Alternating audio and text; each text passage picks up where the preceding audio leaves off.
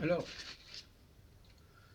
j'ai écouté récemment je crois sur TED, des exposés concernant euh, la nouvelle économie et le fait que le droit doit suivre l'économie.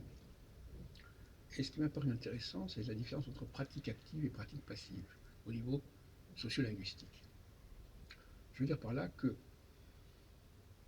on considère aujourd'hui que optimalement, ceux qui doivent payer un service, ce sont ceux qui ont une pratique passive. Ils prennent le service et l'utilisent. Par contre, ceux qui font un travail créatif avec ce qui existe déjà, eux, ils n'ont pas à payer. Eh bien, c'est la même chose au niveau linguistique, au niveau des rapports entre le français et l'anglais.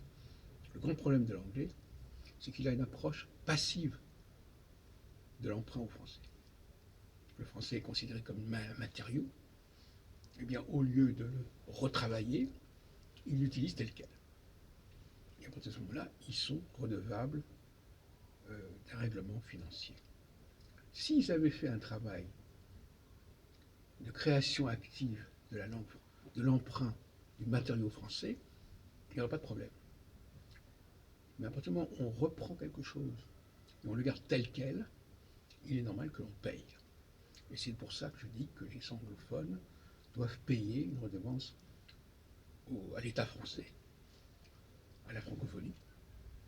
Ils font partie de la francophonie.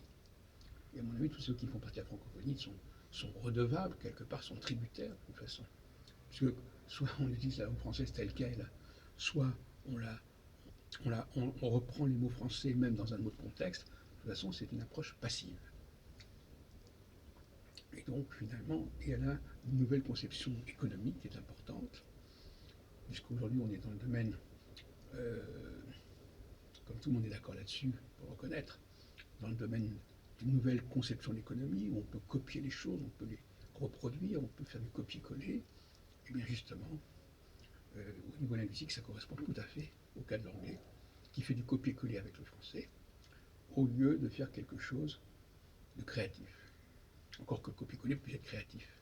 Mais s'il s'agit de montrer par exemple qu'il y a des milliers de mots français qui sont récupérés tels quels, sans aucune modification en anglais, on est dans l'approche passive. Et il faut donc payer.